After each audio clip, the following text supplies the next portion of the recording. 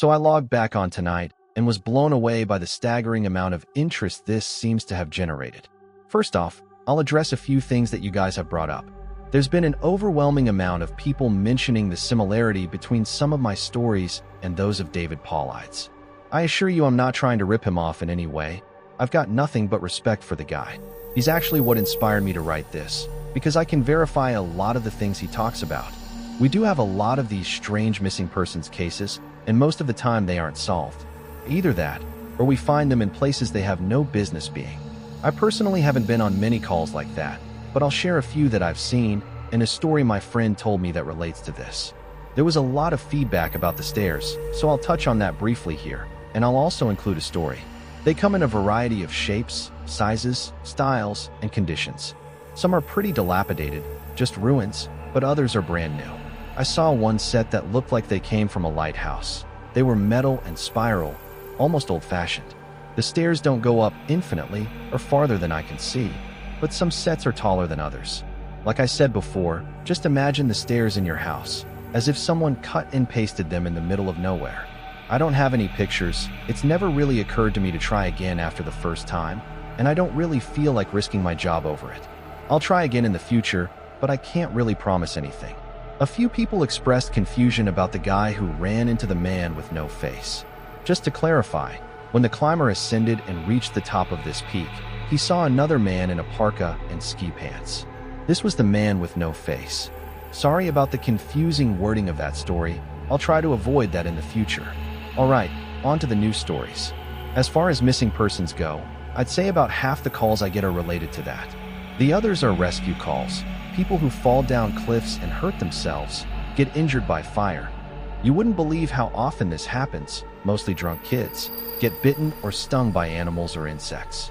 We're a tight team, and we have veterans who are excellent at finding signs of lost people. That's what makes these cases where we never find any trace of them so frustrating. One in particular was upsetting for all of us, because we did find a trace of them, but it just led to more questions than answers. An older man had been hiking alone on a well-established trail, but his wife called to say that he hadn't come home when he should have. Apparently, he had a history of seizures, and she was worried that he hadn't taken his medication and had suffered one out on the trail. Before you ask, I have no idea why he thought it was okay to go out alone, or why she didn't go with him. I don't ask about that kind of thing because past a certain point, it really doesn't matter. Someone is missing, and it's my job to find them. We went out in a standard search formation, and it wasn't long before one of our vets found signs that the guy had gone off the trail. We grouped up and followed him, spreading out in a fan to make sure we were covering as much ground as possible. Suddenly, a call comes over the radio telling us to all head back to the vet's location, and we come right away, because this usually means the missing person is injured, and we need a full team to help get them out safely. We meet back up, and the vet is just standing at the base of a tree with his hands on the sides of his head. I ask my buddy what's going on, and he points up into the branches of this tree. I almost couldn't believe what I was seeing, but there's a walking stick dangling from a branch at least 30 feet off the ground. The little strap thing on the handle has been looped around the branch, and it's just hanging there. There's no way the guy could have tossed it up that far, and we don't see any other signs that he's still in the area. We call up into the tree, but it's obvious no one's in it. We're all just sort of left scratching our heads. We keep searching for the guy, but we never find him. We even bring our canines out, but they lose his scent long before this tree. Eventually, the search is called off because there are other calls we have to attend to, and past a certain point there's not much we can do.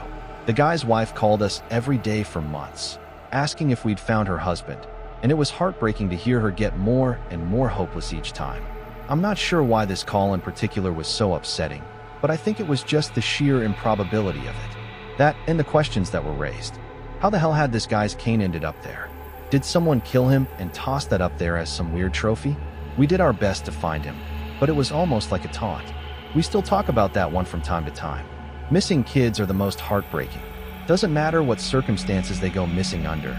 It's never easy, and we always dread the ones we find deceased. It's not common, but it does happen.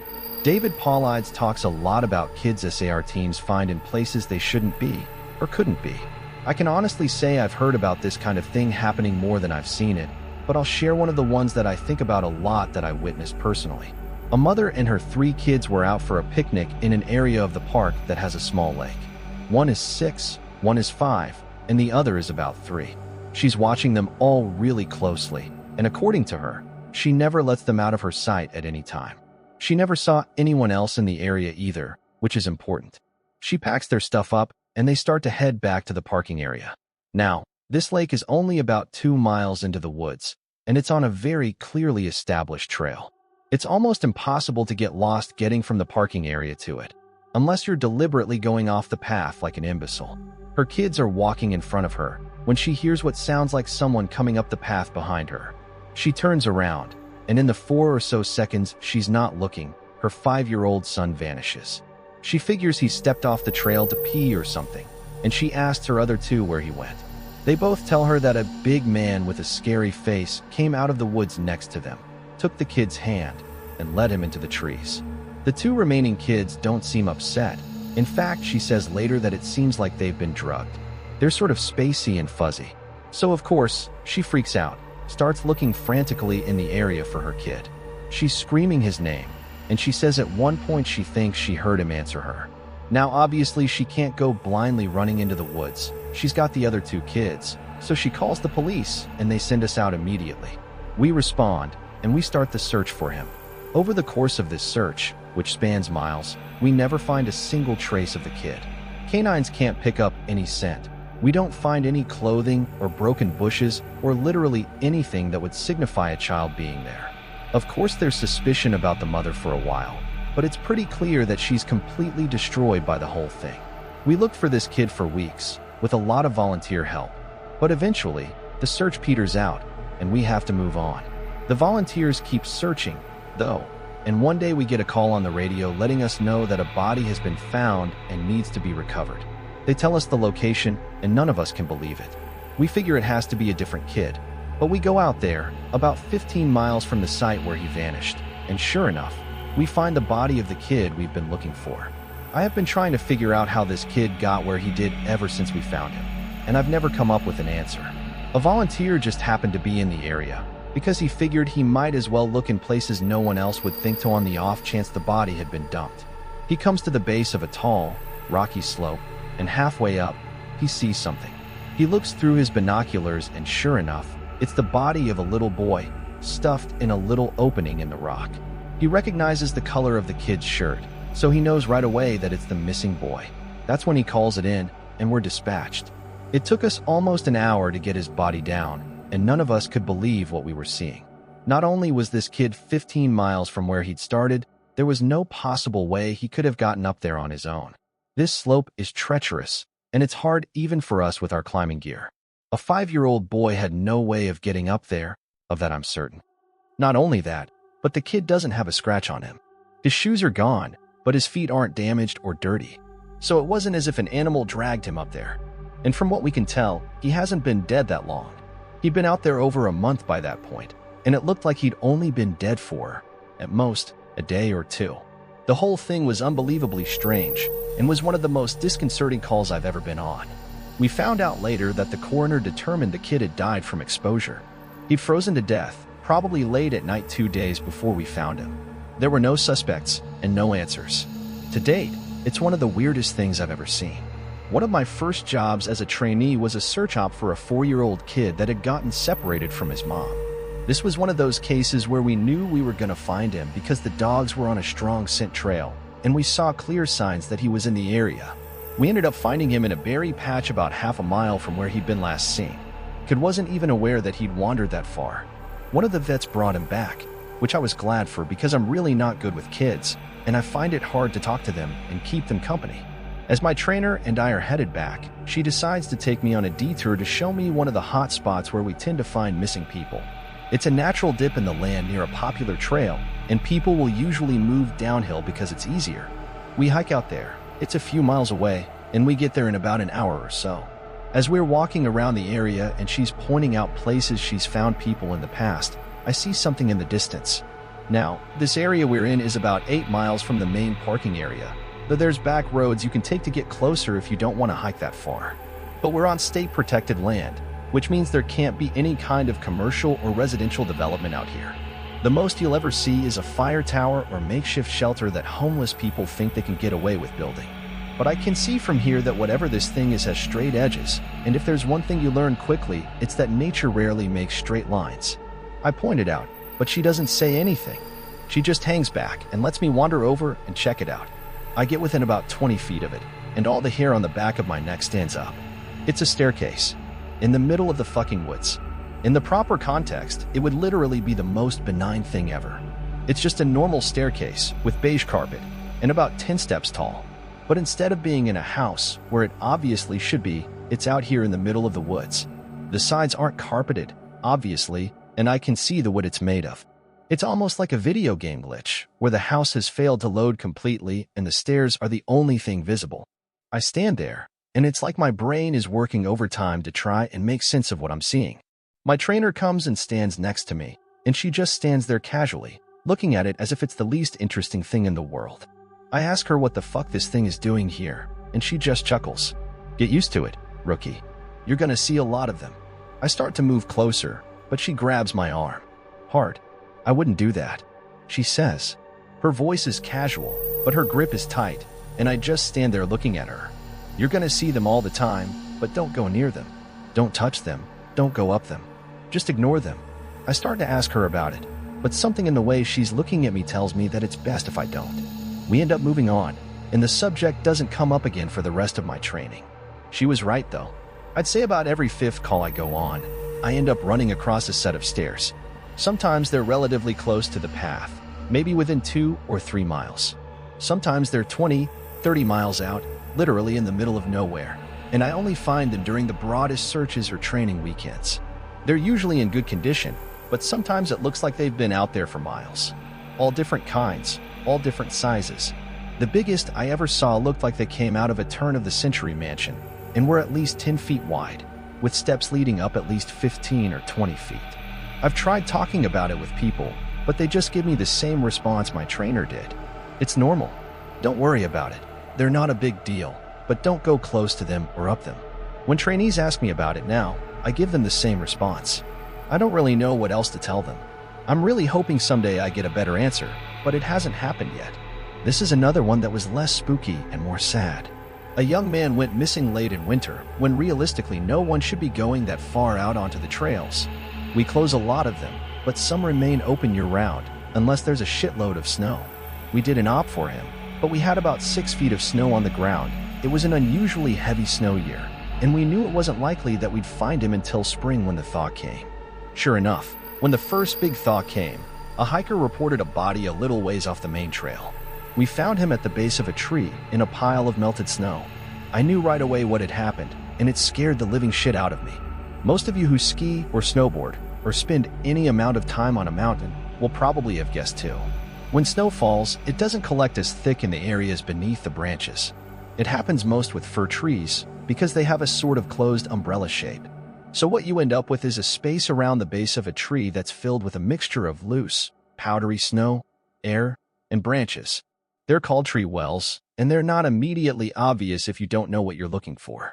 We put up signs in the welcome center, big ones, letting people know how dangerous they are. But every year that we get an unusual amount of snow, at least one person doesn't read them or doesn't take the warning seriously. And we find out about it in spring. My best guess is that this young man was hiking and got tired, or maybe a cramp from walking in the deep snow. He went to go sit at the base of the tree, not knowing that there was a tree well, and fell in. He got stuck with his feet up, and the surrounding snow caved in around him. Unable to free himself, he suffocated. It's called snow immersion suffocation, and it doesn't usually happen except in really deep snow. But if you get stuck in a weird position, like this guy did, even 6 feet of snow can be lethal. What scared me the most was imagining how he must have struggled. Upside down, in the freezing cold, he didn't die quickly. The snow would have formed a dense, heavy pile on top of him, and it would have been literally impossible to get out. As it got harder to breathe, he would have known what was happening. I can't even imagine what he was thinking in his last moments. A lot of my less outdoorsy friends want to know if I've ever seen the Goat Man while I've been out on calls. Unfortunately, or I guess fortunately, I've never had anything quite like that happen. I guess the closest was the whole black-eyed man thing, but I didn't see anything. However, there was one call where I had something kind of similar happen, but I'm not sure I'm willing to chalk it up to the goat man. We'd gotten a report that an older woman had fainted along one of the trails and needed assistance getting back down to the main area. We hike up to where she's at, and her husband is just beside himself. He runs, well, I guess more jogs, to us and tells us that he was a little ways off the trail looking at something when his wife starts screaming behind him. He runs back to her, and she's passed out on the trail. We get her on a backboard, and as we're getting her down to the welcome center, she comes to and starts screaming again. I calm her down and ask her what happened. I can't remember verbatim what she said, but essentially, what happened was this. She'd been waiting for her husband when she started hearing this really strange sound. She said it sounded sort of like a cat, but it was off somehow, and she couldn't quite figure out why. She went a little ahead to try and hear it better, and it sounded like it was coming closer. She said the closer it got, the more uneasy she was, until she finally figured out what was wrong.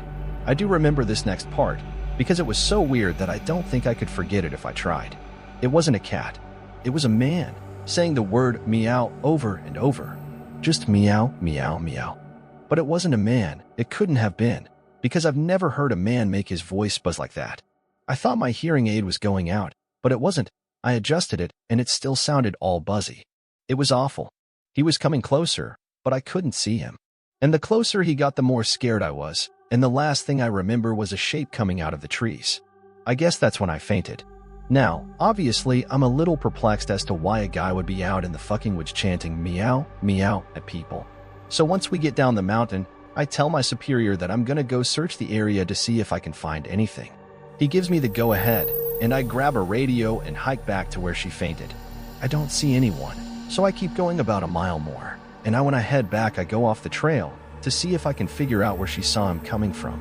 It's almost sunset by this point, and I don't have any desire to be out at night alone, so I just sort of write it off and make a mental note to check it out again tomorrow. But as I'm headed back, I start to hear something in the distance. I stop, and I call out for anyone in the immediate area to identify themselves. The sound didn't come closer or get louder, but it sounded exactly like a man saying meow, meow in this really odd monotone.